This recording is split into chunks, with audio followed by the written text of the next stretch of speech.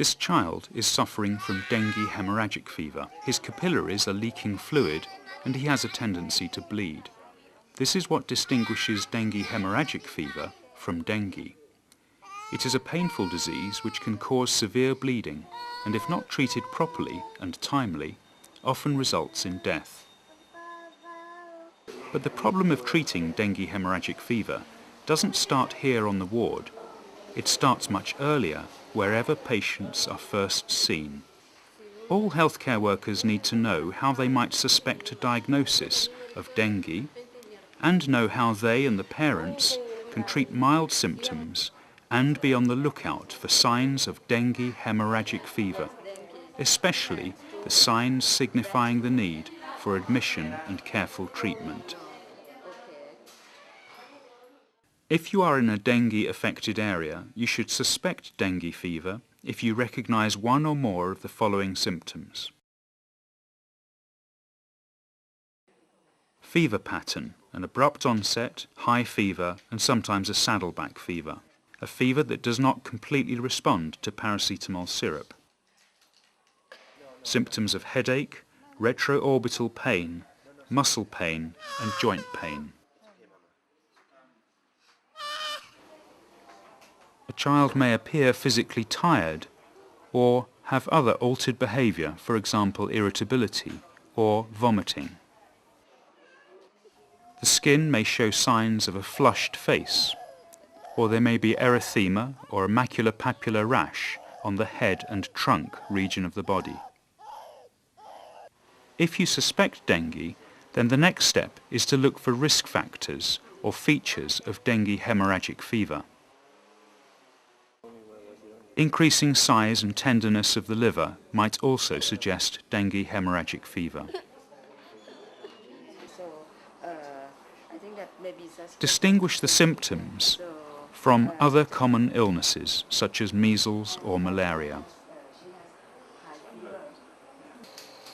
Laboratory tests compatible with dengue hemorrhagic fever are a decrease in white cell count, decrease in platelet count, and an increase in hematocrit. A blood film may also show atypical lymphocytes. A specific test for dengue hemorrhagic fever is the tourniquet test. This is done by first measuring the blood pressure. Remember to use a blood pressure cuff the right size for that child. Then inflate the cuff to a pressure exactly halfway between systolic and diastolic pressures. Now keep the pressure inflated for 5 minutes.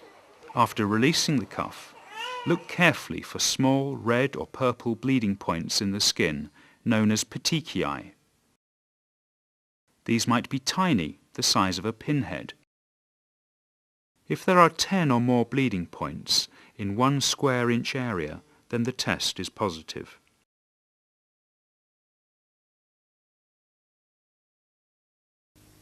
But remember, the tourniquet test can be negative, especially early in the disease, or in obese patients, or in patients with shock. So if there is any suspicion of dengue or dengue hemorrhagic fever, here is what to do, what not to do, the warning signs to look for, and when. What to do?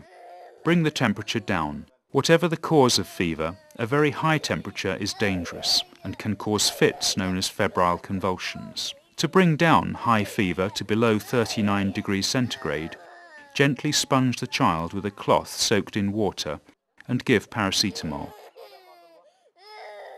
Maintain hydration and electrolyte balance using oral fluids. Thirst is common, but many children need help to drink. Avoid giving only water, as this will not replace lost electrolytes. Continue breastfeeding if possible. Keep mosquitoes away, for example using nets, to stop spread of the disease from a person with dengue. Remember, unlike malaria, the mosquitoes that spread dengue will usually bite during the day.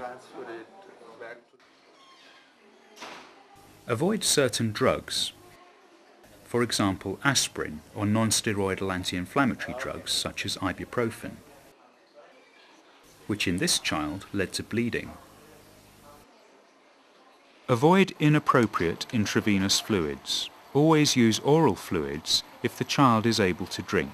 In dengue hemorrhagic fever, if intravenous fluids are given when not necessary or too quickly, the extra fluid can pour out of the leaky capillaries into the tissues. You may see this as puffiness around the eyes, or even abdominal distension due to fluid in the peritoneal cavity. But most importantly, fluid easily leaks into the pleural space, causing pleural effusions.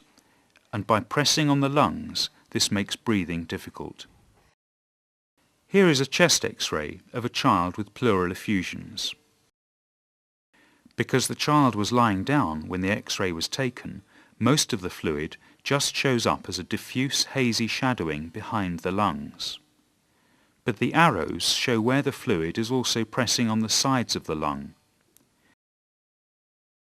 The wrong kind of fluid, for example too much 5% dextrose on its own, without any balanced salt solution, can also cause problems, such as convulsions due to brain edema or swelling.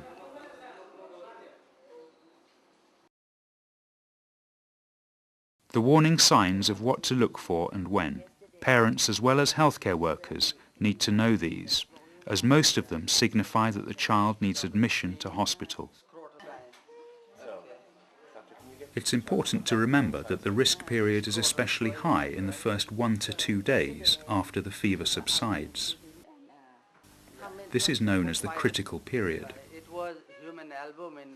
The warning signs include refusing to accept oral fluids or vomiting,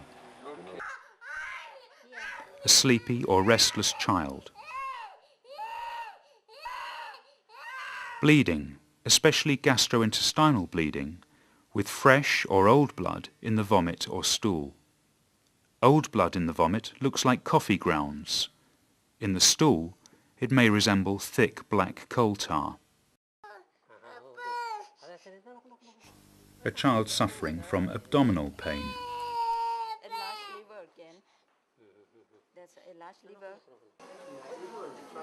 Skin mottling, cold sweaty skin, or cold hands and feet. Overall, you see that very well from the top end.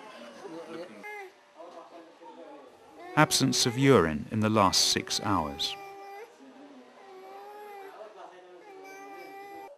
In addition to the above, doctors or nurses should also measure capillary refill time, heart rate, respiratory rate, blood pressure. Of all these, a capillary refill time of more than 2 seconds, as shown here, is especially easy to detect. If all the points we just talked about are absent, the child may be sent home with careful advice to parents to remember what to do, what not to do, the warning signs to look for, and when. If there are any concerns or if the parents are unable to comply with these instructions, then consider admitting the child. Early signs of shock or significant bleeding need urgent referral to hospital. In dengue hemorrhagic fever, although a child may appear to initially survive a period of prolonged shock, hemorrhage will often become severe and other complications such as renal failure can develop that may also be difficult to reverse. A paediatric ward provides frequent and skilled observation and immediate expert management of these complications. Remember that the risk period is especially high during the first 1 to 2 days after the fever subsides. This is known as the critical period. It is during this phase that capillary leak can begin. Plasma leakage is the most important feature of dengue hemorrhagic fever and often precedes bleeding. This is a feature that needs special monitoring.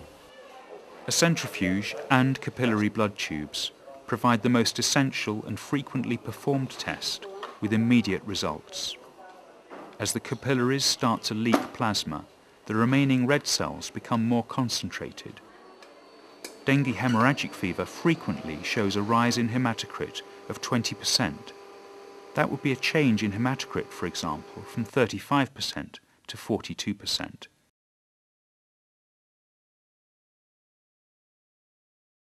Here is a visual demonstration of what happens when the hematocrit changes.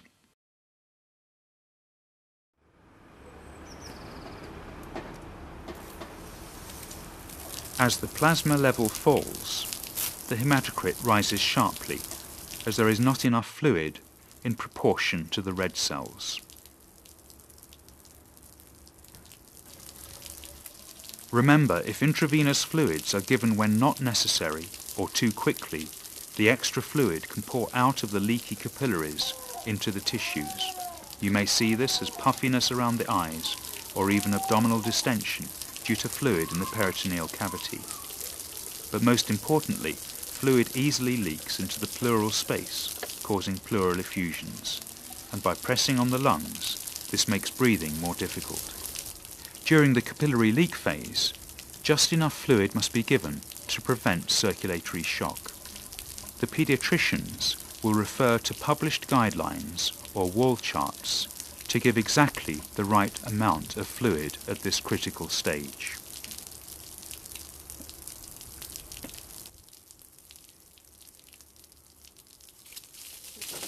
A falling hematocrit could be a sign of bleeding. This is an important sign where bleeding is concealed. Sometimes bleeding into the gut may not be apparent, for example, until it passes out in the stool or vomit. Remember, this sort of bleeding can be associated with severe abdominal pain.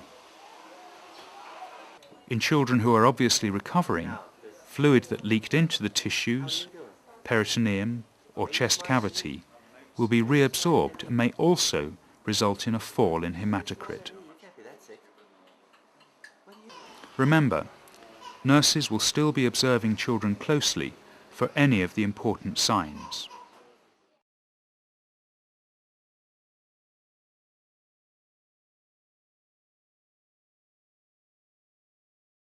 A child refusing to accept oral fluids or vomiting, sleepy or restless,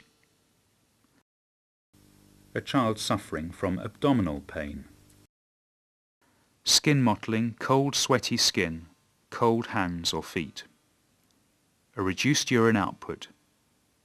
These are all signs of shock which may require immediate increase in intravenous fluid. Bleeding, which may be visible or concealed, may require urgent blood transfusion if severe. A child whose breathing is fast or requiring more effort may require oxygen therapy and immediate reduction in the intravenous fluids. In addition to these observations, doctors or nurses will also monitor capillary refill time, heart rate, respiratory rate, and blood pressure. In critically ill children, these observations might be necessary every half hour. Features common in the recovery period which may support the clinical diagnosis of dengue hemorrhagic fever are a widespread itching rash, often with white centres, a slowing of the heart rate, but for definitive diagnosis, blood samples should be taken. Reporting of all cases must also occur to ensure appropriate public health measures can be started. Any deaths from dengue hemorrhagic fever should be examined closely. They often reveal the need for more resources or training. With constant evaluation and feedback to all involved, from community to specialist hospitals, more children with dengue hemorrhagic fever can be successfully treated and sent home.